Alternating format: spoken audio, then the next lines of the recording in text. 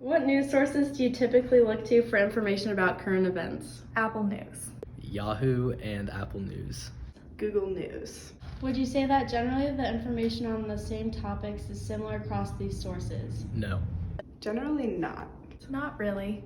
Have you seen any content related to climate change across these sources recently? I can't even remember the last time I saw an article about climate change. I don't think so. I've seen an article relating to climate change and politics, but not just climate change.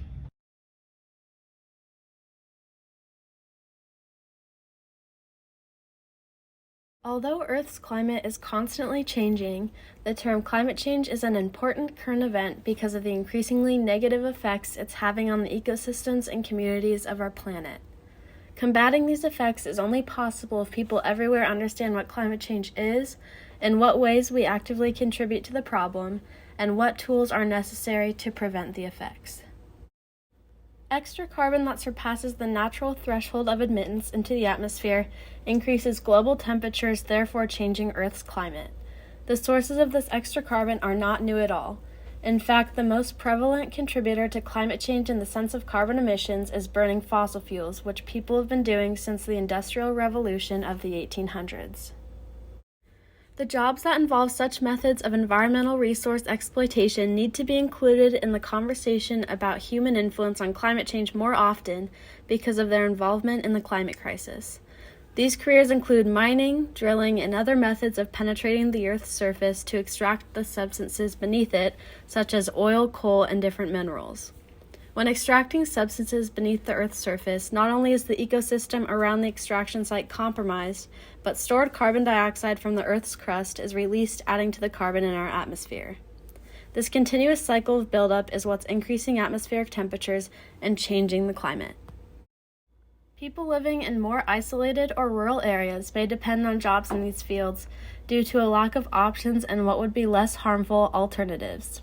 In such places, it's plausible that there isn't reliable or substantial broadband access, and therefore a smaller chance of information reaching those employed in such positions.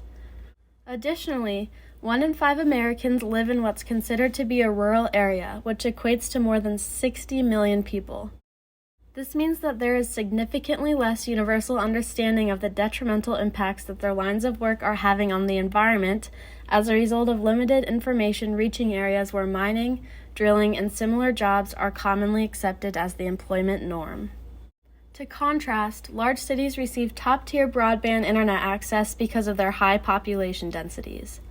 The more people relying on efficient internet access, the greater response that will come from internet companies looking to profit off people utilizing their services. According to a study published by the FCC, 73.6% of people living in rural areas have access to a wired broadband connection, compared to 98.3% of their urban resident counterparts.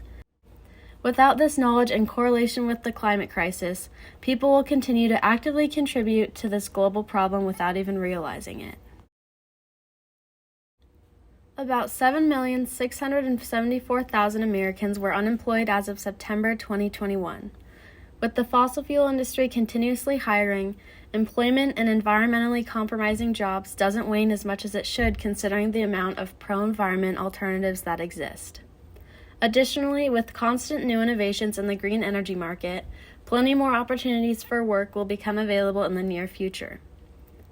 Employing a significant portion of the population in combating the effects of climate change are two incentives of green jobs. The millions of currently existing green jobs haven't been pursued by many because of the lack of information reaching people in more rural areas, which relates back to the issue of broadband not reaching places where current information on new advances in green energy and the employment opportunities that come with those is most important.